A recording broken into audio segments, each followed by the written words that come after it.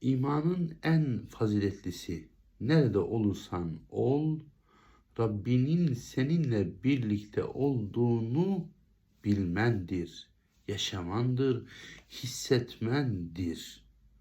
Çünkü bakın, herkes işlediğinin karşılığını alacaktır. O zaman yaptığımız her işte çok dikkatli davranmamız lazım.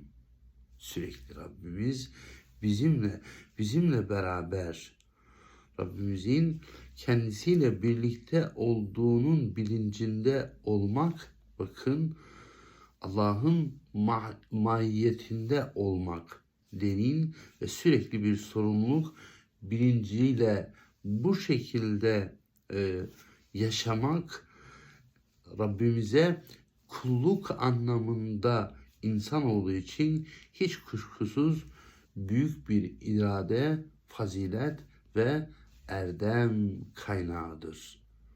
Sorumluluk bilinci.